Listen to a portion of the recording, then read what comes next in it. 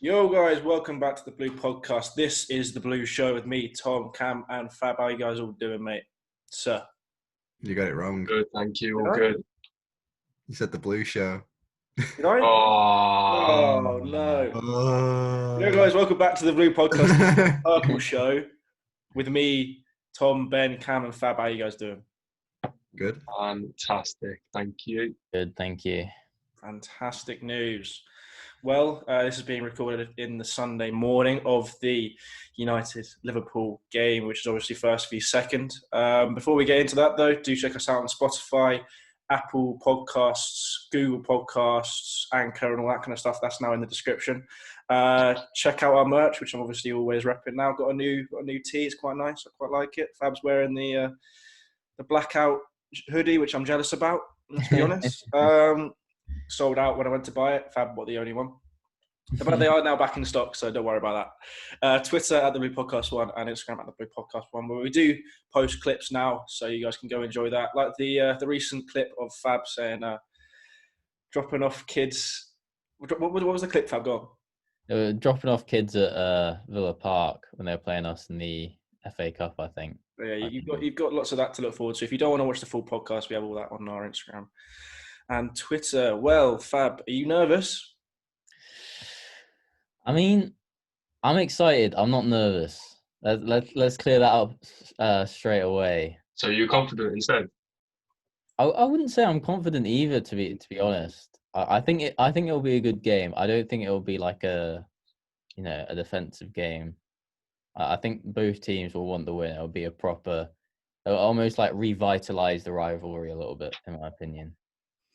Definitely. Well, I think me, Ben, and Cam can kind of almost unwillingly agree that we do want Liverpool to win this game because the last thing we want is United to be top and gain some momentum. But we just looked at the table beforehand. City, if United drop points, if they win their games in hand, they go first.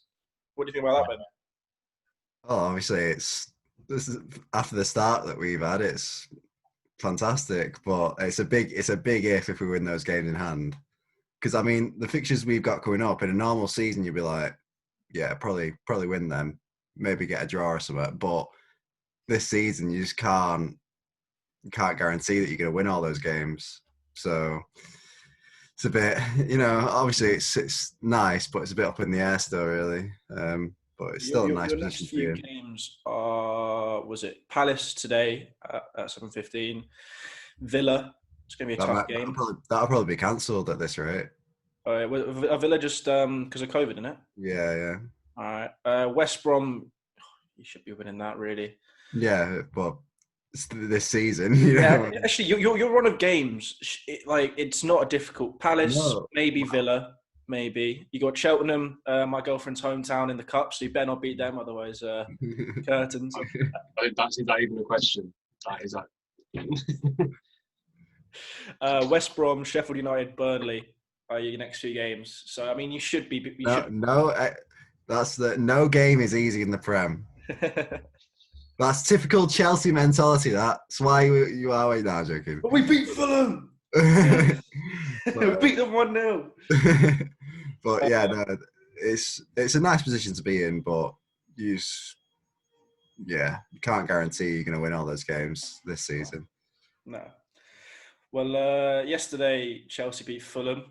Who watched the game? No. Oh, okay, cool. Just me then. Tell you what, I almost went grey watching that game. It was just. I've got to put it into words now. Okay. Fulham played well. I'll give you that. They defended really well with 5 at the back. We missed Reece James's crossing.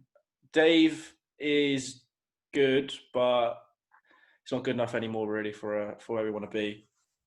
And it meant that Giroud wasn't getting the service he deserved or needed.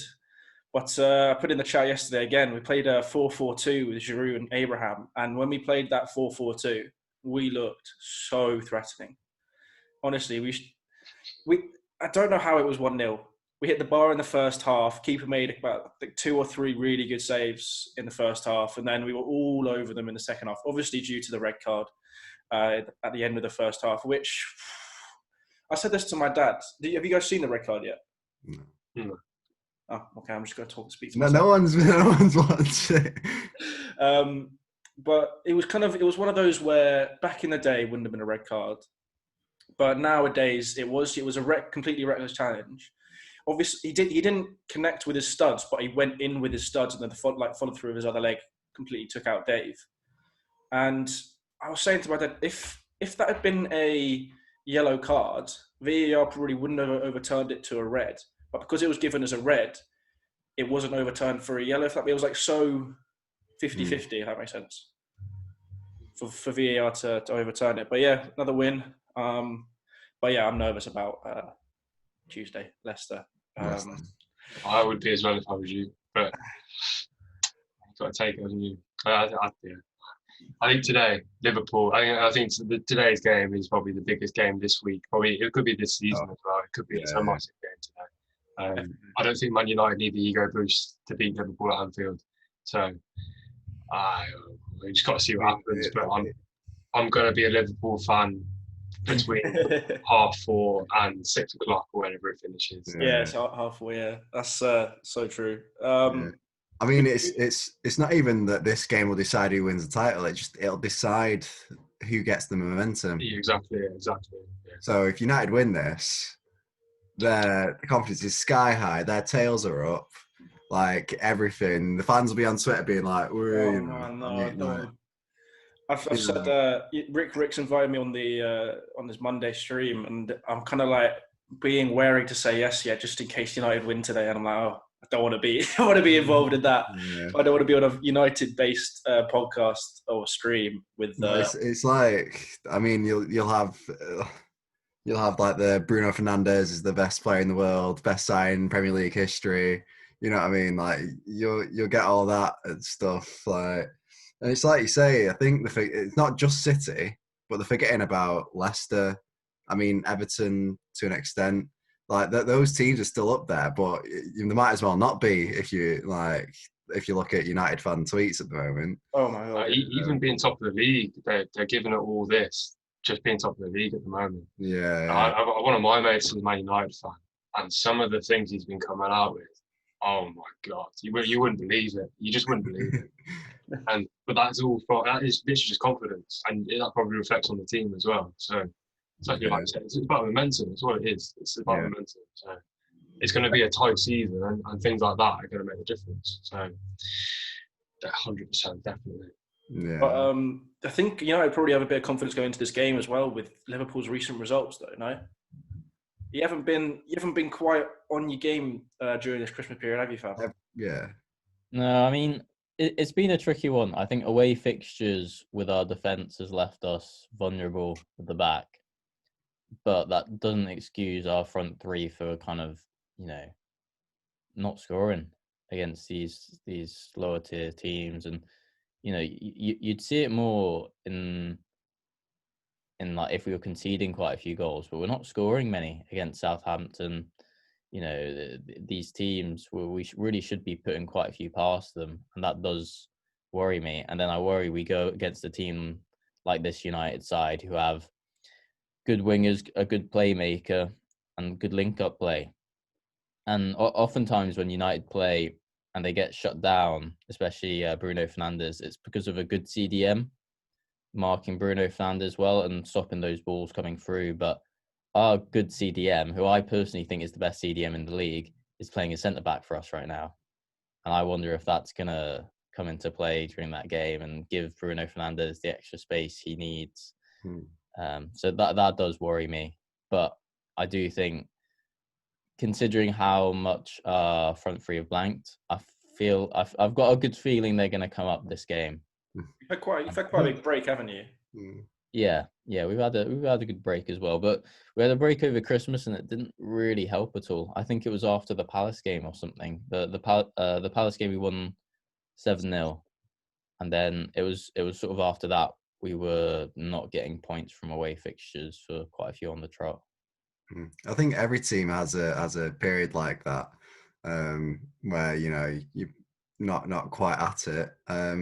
And I guess that thing about you saying that you've not been scoring front goal is something that City have been suffering from, and still are to an extent, because they only won 1-0 against Brighton. But I think it'll be interesting to see, because I think I saw they're trying to get Matip fit Yeah, for the yeah, game. no, So it'll be interesting if you do get him fit, then it'll be him and Fabinho. But if not, then he's got to decide whether to play a young player or drop Henderson back into defence. I wouldn't do. What do you think he'll do? I think you can't for a game against United. You can't afford to put Henderson in the centre back. You have to play him in the midfield, especially with this Wijnaldum drama. And it's a big game. I want to see Curtis Jones play personally. I think this could be a real good game for him to shine, and he could potentially try and play that kind of CDM holding role that Fabinho plays. But I'm not sure. I kind of trust in Klopp as well. So I'm gonna wait and see. Who do you think will be your midfield three then? I think Henderson and Wijnaldum will definitely play. I think there's a decent chance that Klopp might go for experience over, composure in the midfield. Might swap Curtis Jones, who I personally want to play, for the Ox maybe. Thiago, is he not involved? I don't think so. I think his performance recently, the last game I watched him play, he got a yellow straight off coming on, and I just want to see him build up a bit more confidence before he gets to 90. Keita Injured, too injury prone. I feel like, especially a United game like this, you're almost asking for trouble with a player like that. But giving him a full 90 after he's been injured on and off for so long, I couldn't deal with the stress, honestly. I didn't realise he'd been injured recently. I'm pretty sure that Klopp's had a tendency to play Milner as well because of his experience in the big games. So whether that could be something that no one sees coming, but having someone like that, he's just a brute, isn't he? And as that's in this type of game, he could be the type of player you need on the pitch on your team. So I think people underestimate how important he is just having him on our bench, because when a player we have a lot of young players in our team, and if a player like Trent has, a bit of a stinker, which I think, he hasn't been stringing together the consistent performances he was last season, especially against United. It's good to be able to replace him with a player like Milner, who will do the job. And I think that happened recently. I can't remember what game, but Trent had, a terrible game, got taken off 60th minute, replaced by Milner, rest of game, sorted. So, I mean, you see those clips of when they're in the circle in the warm-up and Milner's like, right, we don't drop below those levels. We keep at it. First minute, straight in, you need intensity high, for the big games as well. You need something like that. You need someone to collect your players together and get and just go for it. Yeah, but we're not slipping now, as Gerard used to say.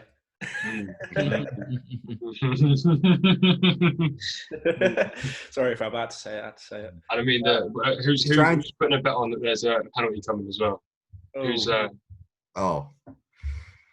Bruno Fernandes. Bloody. All right. When we do the predictions, I can do on the same tweet. I can put in our times expected penalty for. No, because then that's preempting it, and that's almost saying it's going to happen. It will. I'm too superstitious for that. It will happen. It will happen. We got to do it. Well, should we talk about the United team first before we do any score predictions?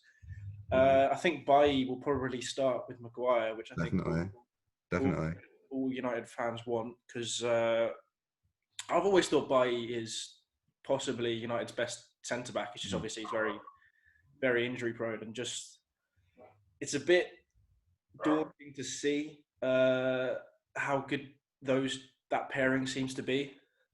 Especially if you're a Liverpool fan and you've seen how you're not quite shooting right yet, and then you're coming up probably that's second or third best defence in the league now, would you say, behind City and I don't know who else you'd say, but United's defence, would you say is second or third?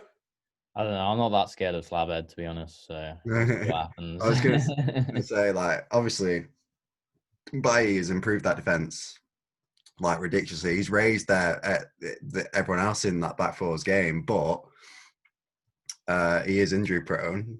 So, and then again, like I reckon it's not like they're gonna be like cops will be like, oh Jesus, they might play by now. We're not gonna be able to get through that defense. Yeah, Like, no, I understand what you mean, but I'm saying he'll be looking at it and look. I'll be like, oh, Maguire, he's a bit of weakness there, yeah. and like flipping Salah and Mane will probably have him on toast. So, True. well, I hope they do. Salah Anyway. and Shaw as well. You should be ripping him apart. Yeah. Shaw's not good enough. 100%. Yeah, but Ali.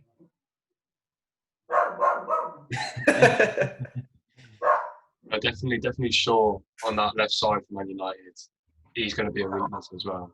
Trent and Salah, like I said, Tom, should be on him. And this is the type of game that Trent is going to have a lot of space in that pocket, I think, because I don't think whoever plays on the left, I think Rashford, he might come back a little bit, but he's not going to be tracking all the way back. And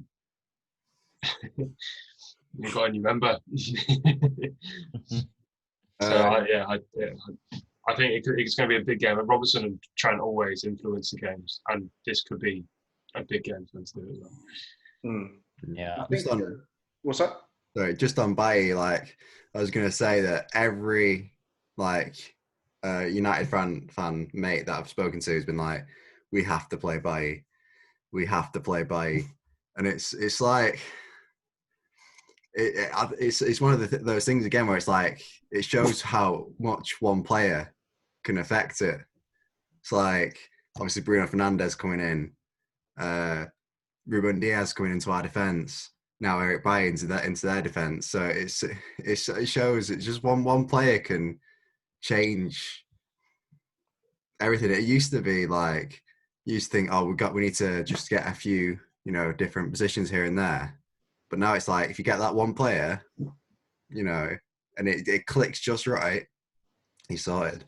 Well, that's in terms of the title race though. Have the fact that they're so reliant on Bailly and he's so injury prone. Is the likely it is? I mean, obviously, everyone's kind of. I don't want harm against anyone, but fingers crossed he gets injured at some point soon, and that would already put detriment into United's title chances because then defensively they're just so not solid anymore. They're just weak, aren't they? The thing about Man United as well is that they've not been playing fantastically. They've been ground out results, but then someone like Bailly comes in and just has standout performances. That's going to lift the whole back line and the whole team. Yeah. So even someone like David De Gea, who in the last couple of seasons has not been anywhere near his form that he had when he was winning Golden Glove or contention for like Player of the Year or whatever.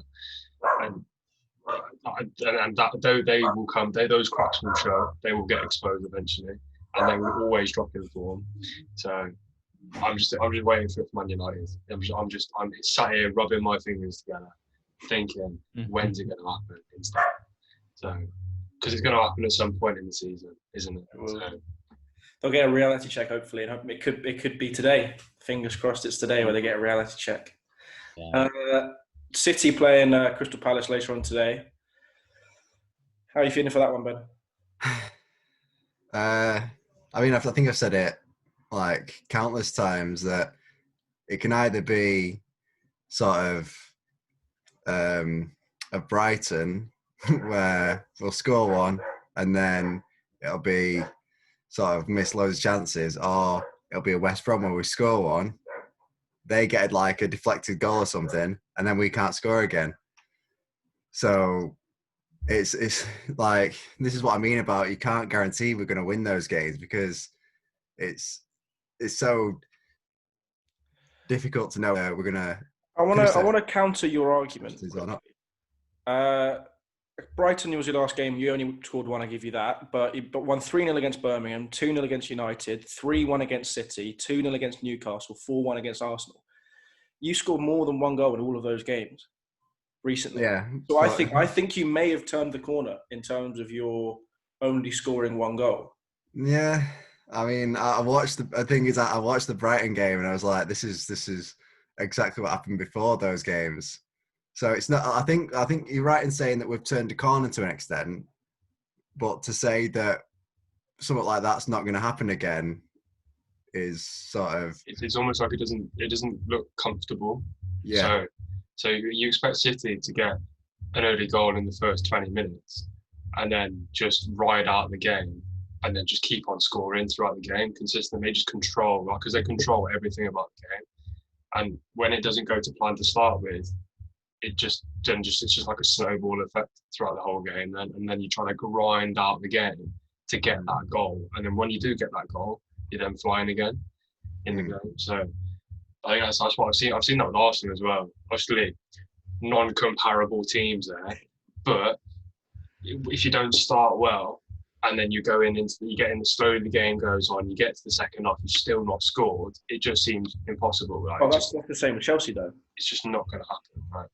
Well, you can say the same. You can say the same with all teams, but what you're saying is that, especially with that style of play, it does have a snowball effect where you just like trying to grind them down and blah blah blah blah. But I think I mean I was saying to my dad when we were watching it the Brighton game, I was like, it's 0-0 this. It's 0-0. We're not going to score. And luckily Foden got that goal, and then like you say, it was starting to look like we were going to get that second goal, but then we missed the chances again. Mahrez missed a chance. Bernardo hit the post. Sterling skied a penalty. You know what I mean? Like, so it's not guaranteed. I think there was another chance that was missed as well, like a bit of a scramble or something. But like, yeah, it's I mean, I like to think we'll win, but you just can't guarantee it.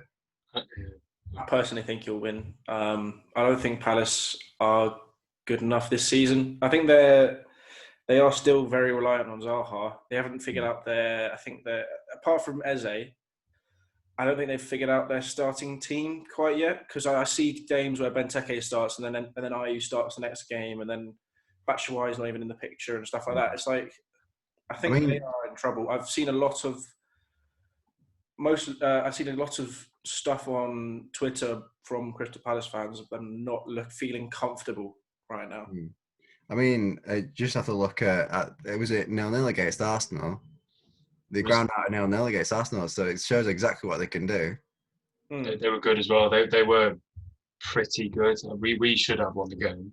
I don't doubt that, but Palace put a good shift in away at the Emirates, so you can't fault them for that at all. They didn't really do anything wrong. They played to their strengths, and some of them looked good. Eze looked really good. Zaha looked good as well. So if they replicate that, can quite easily be a 0-0 again. So yeah.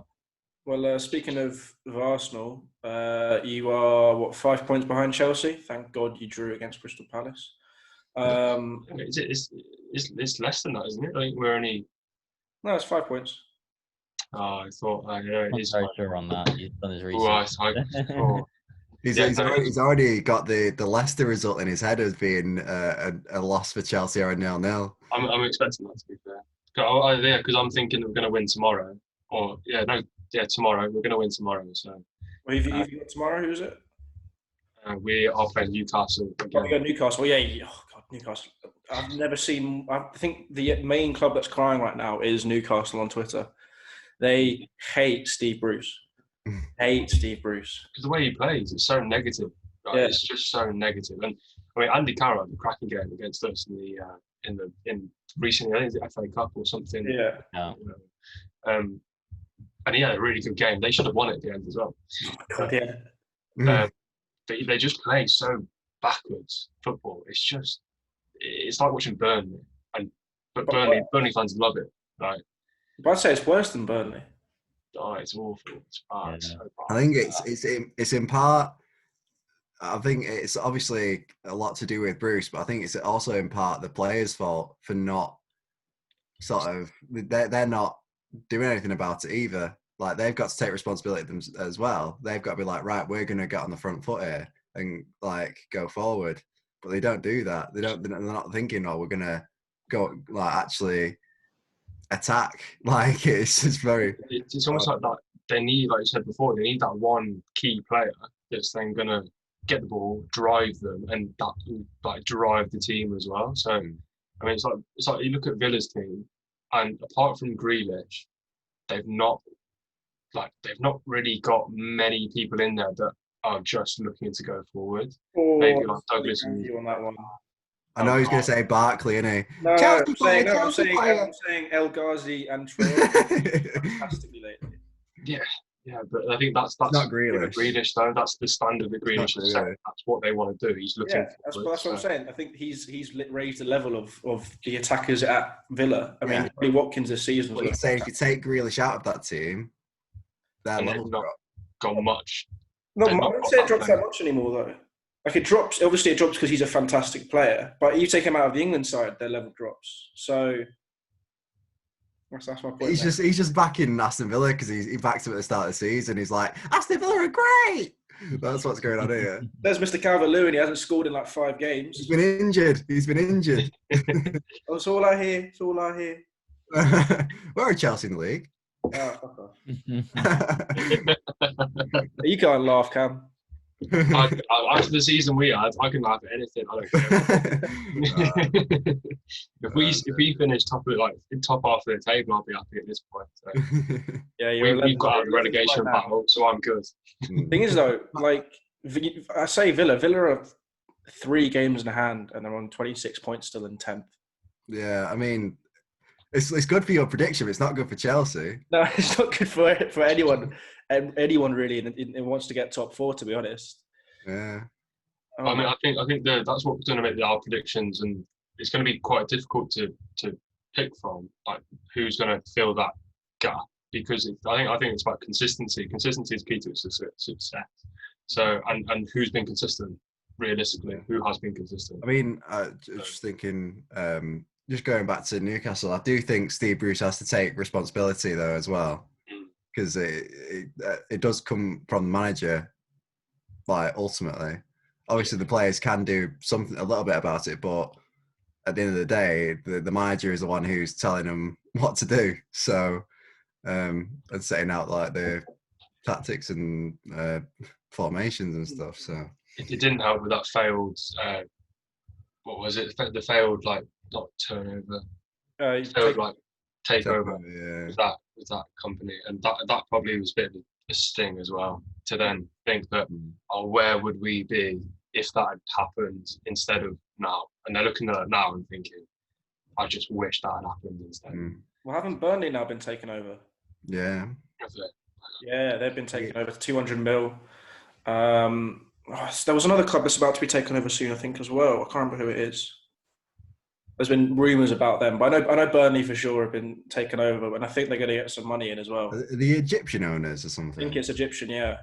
But there's been no talk about this.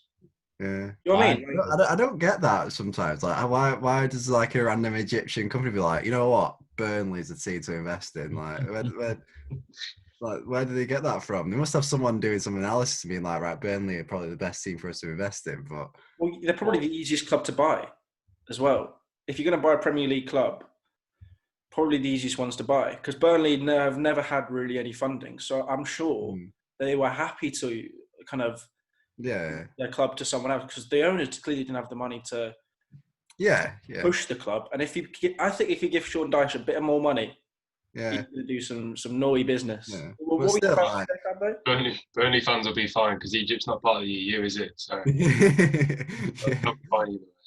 I mean, might still be questions about it, but no, why does just a random Egyptian company be like, you know what, Burnley's a team? Like, even though, like you say, they're probably the easiest team to buy, but it's still a very strange sort of takeover. Yeah, it's like Ryan Reynolds and Wrexham. Yeah, that'd be quite sick though if you were a fan of that club. Like, just Ryan Reynolds and the guy from It's Always Sunny in Philadelphia taking over your club must be pretty cool. But I mean, are we all aware of Bootlegger? Do you want to know Bootlegger? Who?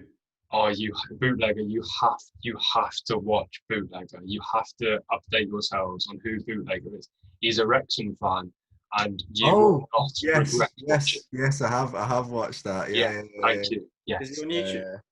He's everywhere. He's everywhere. It's the guy's like, it's gonna get tasty. Like that. You've got next one we do.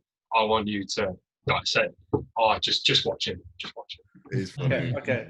Put a link in the chat after this, and we'll look at that. Check him out. You're not seeing him where he's in the stands recording, like the rival fans are just there and like giving each other abuse. He's like, this is gonna get tasty, and then he pans it around and he's like got the fans just like throwing stuff at him and stuff. Disgusting. Yeah. I have not. But back to kind of the bottom half of the Premier League. Wolves lost to West Brom yesterday, 3-2. The Black Country Derby. I bet West Brom are bloody happy. Big sham. West Brom scored 2 goals in about 4 or 5 minutes, didn't they? Two penalties as well. So I mean, the Wolves fans are not going to be happy with that one. Sam Allardyce going to do it again. Of course he is. He's 5 points out from being outside of the relegation zone, but Burnley have a game in hand, so do Fulham, who are in third bottom 18th. So, but you can't you can't. It's a big ask, though. It's a big ask. Again, you can't how good Fulham have been those games in hand, though. That's what I'm saying. But I think Fulham and Burnley will. It's still difficult, but do better because I think Fulham have played really well lately. Drew with Tottenham. Kind of, well, I wouldn't say unfortunate not to get a point against us, but played well against us, if that makes sense. But they have got, I think they got United next as well. So like their 3 games recently are just going to be Spurs, Chelsea, United. I think they'd be quite happy to get a point out of those 3 games, to be honest. So we'll see. But Wolves, I think this season have dropped off hugely. They've suffered a lot from Jimenez. Obviously Jimenez, but I mean they've also suffered a lot from sort of the weird sort of pre-season and schedule, and they've had like players in and out. Like Doherty's gone to Tottenham, they brought in Semedo, so they're struggling a little bit with sort of new players coming in and that sort of stuff. Well, their manager has been told he's got no money to make any transfers this transfer window. He's a good manager. I'm sure he'll. Oh no, I know. I'm not worried about his job. I'm saying like that's kind of.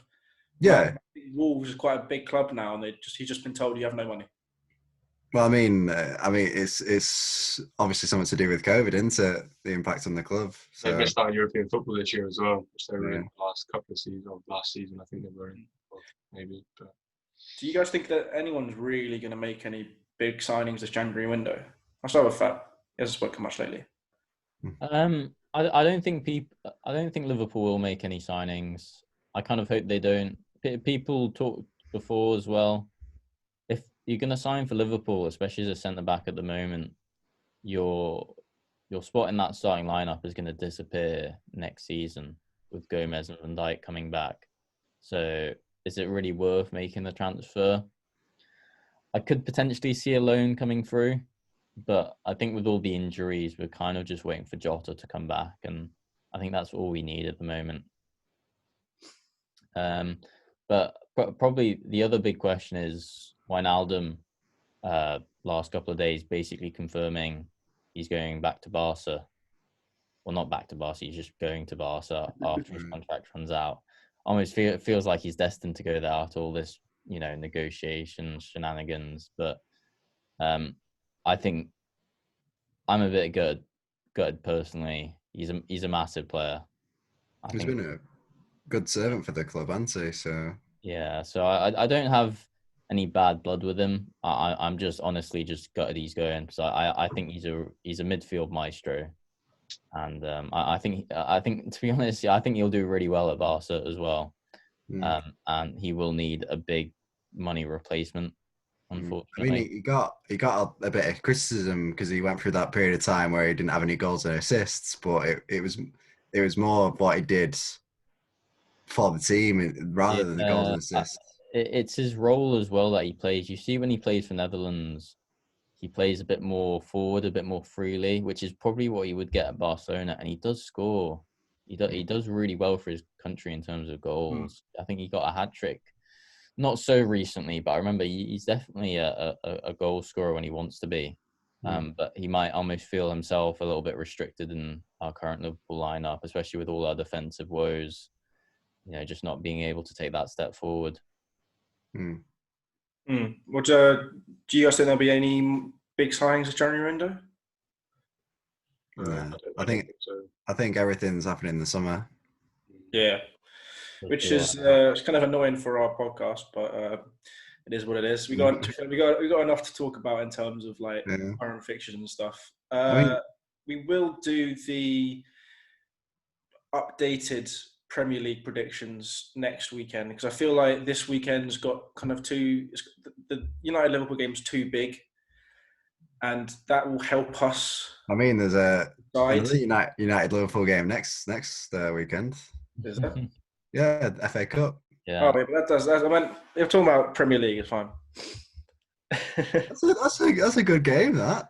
No, I'm not saying it's not a good game. I'm just saying we can talk about that. I'm talking about the Premier League as well. We got to talk about the Premier League. It's just another United Liverpool game. It's obviously going to be exciting. Just trying to look at next weekend's games. There's none, obviously, apart from Saturday. But that's Aston Villa Newcastle, which will probably be cancelled anyway. Should we do score predictions for today? Yeah. All right. I'll get my notes up. So Fab, City game, please. I think it'll be a tricky one, but I think since Palace will be up for it, it'll be 3-0 City. That's I'll go 2-0 City. Okay. 2-0 City. Benjamin. 2-1. See. Oh, he's not confident. You didn't watch Brighton. 1-0 City. 1-0. Actually, I keep on saying that we're going to concede, but I mean, we probably will now. Right. No one got any points yesterday for the Chelsea game, and I think no one got any points for the Arsenal game earlier in the week, did they? So it is still Cam and Fab on 1 point. Hey. We've got the Liverpool game. Fab, you can start that one. 3-1 to Liverpool, obviously. Ooh. Cam. I 2-1. I've been saying 2-1 all week to my mates. To who? To Man United fans, all fans. I just want to 2-1 to Liverpool, obviously. There we go. Obviously. What are you saying? 2. I don't know. 1-0 Liverpool. Good stuff, boys. I'm going 0-0. I did think that was a possibility because we have had that United City game recently. I mean, every sort of important game recently has been a boring game. Yeah, the last time one was that United City one in the FA Cup, I think. Yeah, so I know, and Chelsea City as well. You spanked us 3-1. But I think the reason you're saying 0-0 is because every time you said it's going to be exciting, it's been 0-0. So we're saying it 0-0, so that'll be exciting. Yeah, pretty much. Yeah. All right. Well, I'll tweet those before the games. Are we going to do a prediction for when there'll be a penalty? Yes. We'll basically give the closest person a bonus point if they are the closest. Well, actually, no. If we're saying, are we saying he's going to score the penalty? No. Just there's a penalty in the game. All right. Okay. What time there'll be a penalty? I mean, I would say 2-1 Liverpool then. If we'll say Bruno Fernandes is scoring one, I'll say 2-1 Liverpool. No, we're saying it doesn't have to be a United penalty. It just has. Oh right. No, it's going to be a United penalty, isn't it? Yeah, it probably will be, to be honest. All right. So Ben, are you changing your? Yeah, 2-1. Yeah. 2-1. Okay. 2-1. So Cam and Ben are both 2-1 Liverpool. Bruno Fernandes pen. I'll put a little brackets in here for. I should just do it at the bottom. We're doing what? Penalty time predictions. Okay, we're going with Fab first. Go for 75 minutes in. Thinking. Yeah. But I do tell you, if there's a Bruno Fernandes pen and he scores it, war will break out. There'll be a hole in that wall behind you, like next There time we're probably on will there. be. I'd worry for the health and care of many people at home, living room with a Liverpool supporter. All right, Cam. The other way around if you miss. I'll go. I'm going to go late on. I'm going to go for a typical Fergie time. I'm going to go 85th minute. Oh dear. Ben. I'll go 70th. Oh. So anything below that now, Tom, it could be yours to take there. Yeah. See, I'm between 69th and 86th.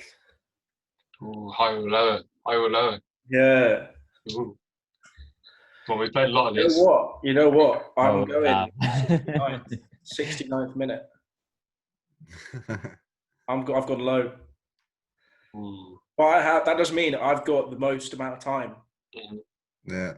So, but the only reason I was tempted to go 86th minute is because of the Brighton game where they actually scored when the whistle had been blown. Yeah. Mhm. And I guarantee that would guarantee me that one. Yeah. And that would guarantee that probably 2 holes in the wall behind Fab. No, there just wouldn't be a wall there anymore. But if I mean, if it goes out for a throw in as well and like curves back in, there's that bollocks. I'm just Yeah. cool. he's just gonna pick up the TV and throw it through the window or something. Yeah, just like, yeah, no, it's fine, it's fine. Next time we see it, the posters are going to be like on the wall in different places to cover the holes. Yeah. This is why we record the podcast before that game, so that we can actually record the podcast without Fab, losing his cool. Yeah.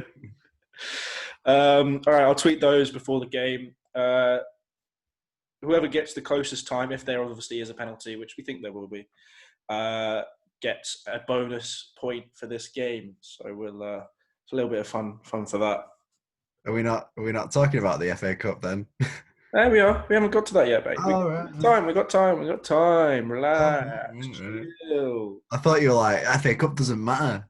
No, it just doesn't matter yet. Okay. All right. Well, lucky draws, weren't there? So Chelsea got. Oh, I should have to look up completely. Luton won it. Yeah, Luton, and then we had an easy one again. Well, I say easy. We should win these games. We've got Luton. City have Cheltenham, which means that I hope you don't make my girlfriend cry. Not that she follows football, so it doesn't really matter. Trying to find some interesting games. So Arsenal to be confirmed. Who could you possibly be playing? It's either Shrewsbury or Southampton, I think it was, and then Wolves. Basically, I think Wolves are playing a dead team, so it's Southampton and Wolves. It's pretty tough. Yeah, that will be tough. Was it Crawley that beat Leeds? Derby. No, who was it that beat Leeds? Crawley, that's it. I was trying to find Crawley. Crawley got Bournemouth. Can't obviously want them to win because I think if they win, they get Wolves or someone else or something. So that could be good for them. Obviously, we spoke about that in the last podcast. That was kind of mad, beating Leeds 3-0.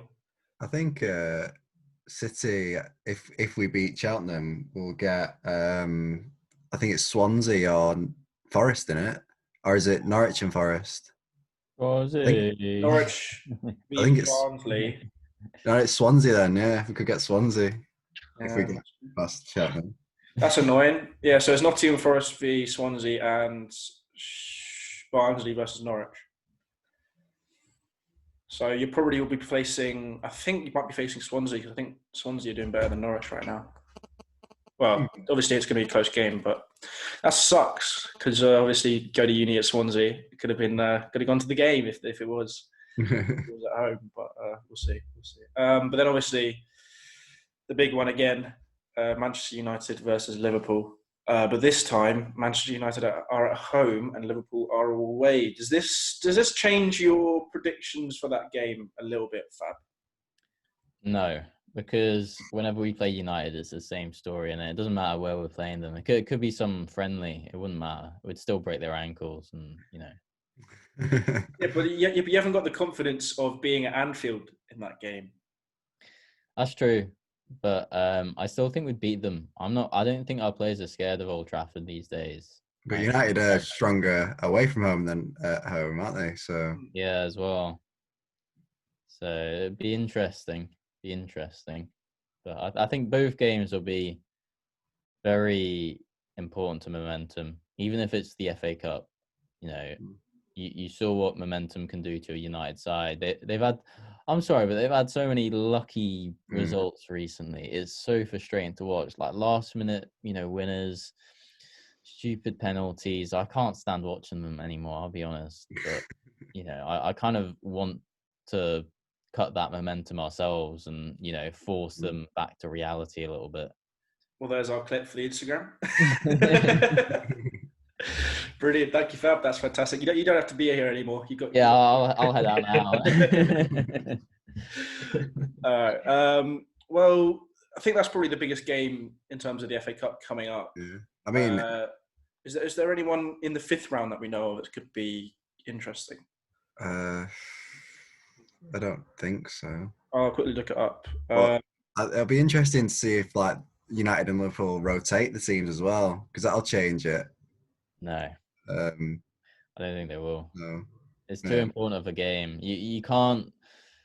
You can imagine you play kids against United and you get thrashed, 5-0. You imagine the repercussions of that would be devastating. But I mean, United might play the kids as well. So, but you're taking a risk there. It's true. Just a funny thought. Do you remember when Wigan won the FA Cup and got relegated? Yeah, we beat us. Yeah. Yeah, Sheffield United have Plymouth, and then they've either got Millwall or Bristol City. Imagine if they go on a run like that, even though they're probably going to get relegated. Brewster with the winner. That would be funny. To win the whole thing. Everton Spurs are probably going to meet in the fifth round. That could be a good game. Everton are obviously higher in the league right now than Spurs. I remember. Go on. Sorry, I remember because when Wigan won that, they were playing Europa League in the Championship, weren't they? It was really odd. Yeah. Wait, were they? Yeah. I think Birmingham City did that as well when they won the League Cup and they got through the qualifying rounds and they got relegated. So they're playing Europa League in the Championship. Beat Arsenal in that as well. But yeah, I think that's the. There's no real big. I think Wolves, Arsenal, and Everton, Spurs are the big ones in the round 5. Obviously, we don't know when round 6 will be yet. I remember I heard a couple of people say I don't know how they're going to do this fifth round thing. I was just I didn't say it to anyone, but you just assign a number to the game and then you pull out the numbers. Pretty simple. But the thing I was thinking is it makes no difference whatsoever. They say these games will be played between this date and this date, so they know what date the fourth round and the fifth round will be.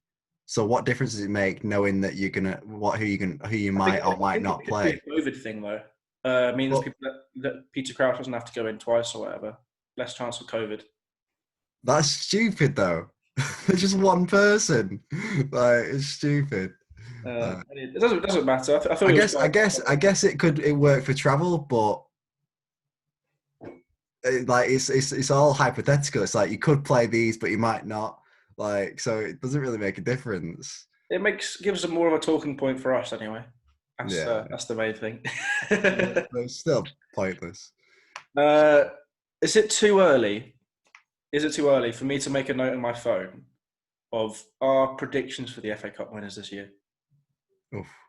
No, it's going to be Arsenal. So Yeah, we happy to do that? Just a little bit. I'll make the note now, and then we can keep it like that. Does that sound? Oof. Everyone's going to back their own team. I have a feeling they will, to be honest. Didn't really think Tom goes out there and goes on his Wigan theory and goes to Sheffield instead. Yeah. But no, he'll go Aston Villa. Yeah. All right, Fab first. Who's your FA Cup winner? Wait. How about this? You can't pick your own team. I wasn't going to anyway. Yeah. Okay. Should we say you can't pick your own? Yeah. I'm down for it. I mean, my reasoning is, apart from that United game, we will play kids against any sort of team we come up that isn't Premier League standard. And even if they were, even against Wolves, I wouldn't put it past Klopp to give the young ones a tryout. So I don't think we'll win the FA Cup. I don't think we will for a while. I think I will go with Arsenal, actually, because we've had our asses handed to us by them last season in the FA Cup, and they beat us in the Community Shield, I think it was. Yes, we did.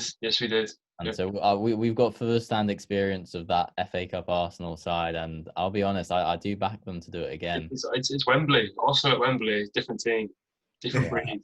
Yeah.